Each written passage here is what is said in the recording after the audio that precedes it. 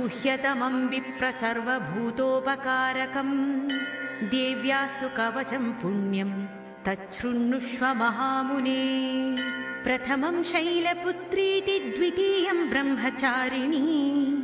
तृतीयं चन्द्रघण्टेति कूष्माण्डेति चतुर्थकम् पंचमं स्कन्दमातेति षष्ठं कात्यायनीति च सप्तमं कालरात्रिश्च महागौरीति चाष्टमम् नवमं सिद्धिदात्री च नवदुर्गा प्रकीर्तिताः उक्तान्येतानि नामानि ब्रह्मणैव महात्मना। अग्निना दह्यमानस्तु शत्रुमध्ये गतो रणे विषमे दुर्गे चैव भयार्ता शरणं गताः न तेषां जायते किञ्चिदशुभं रणसङ्कटे नापदं तस्य पश्यामि शोकदुःखभयं न हि यैस्तु भक्त्या स्मृता नूनं तेषां सिद्धिप्रजायते ये त्वां स्मरन्ति देवेशि रक्षसेता न संशयः। प्रेतसंस्थातु चामुण्डा वाराही महिषासना ऐन्द्री गजसमारूढा वैष्णवी गरुडासना माहेश्वरी वृषारूढा कौमारी शिखिवाहना लक्ष्मी पद्मासना देवी पद्महस्ता हरिप्रिया।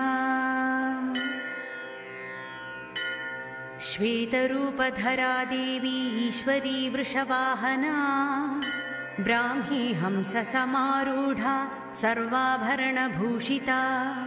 इत्येता मातरः सर्वा सर्वयोगसमन्विता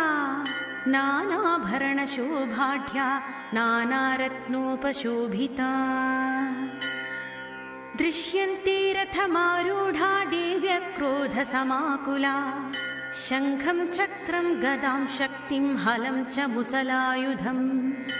खेटकं तोमरं चैव परशुं पाशमेव च कुन्तायुधं त्रिशूलं च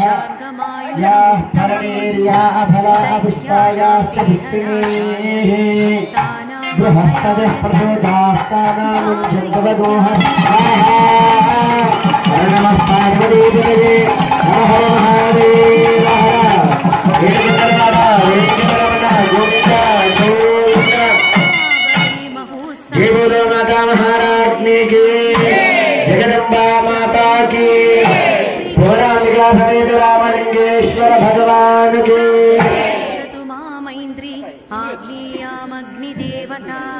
ओम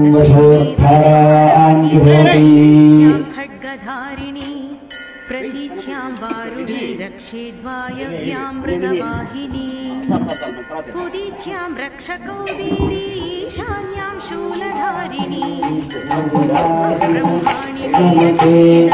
भगवती हे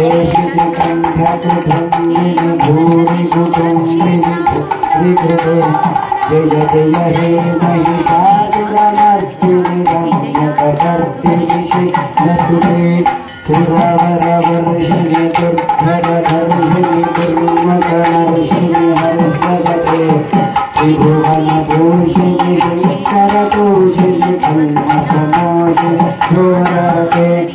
अनुजनिरोषिणि दिशुसुररोषिणि धर्मदशोषिणि सिन्धुपते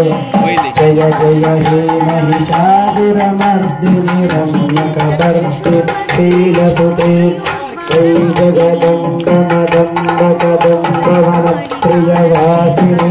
सरते शिखरि शिरोमणि तुङ्ग हिमाचल शृङ्गनिजालय मध्यगते मधु मधुरे मधुकैटभङ्गिनि कैटभङ्गिनि राचरते जय जय हे महिषासुरमर्दिनि रम्यकपर्दिनि शीलसुते ऐशतखण्ड विखण्डित रुण्ड वितुण्डित खण्ड गजाधिपते रिपुगजगण्ड विदारण भद्रकाली च पृष्ठवंशी धनुर्धरी।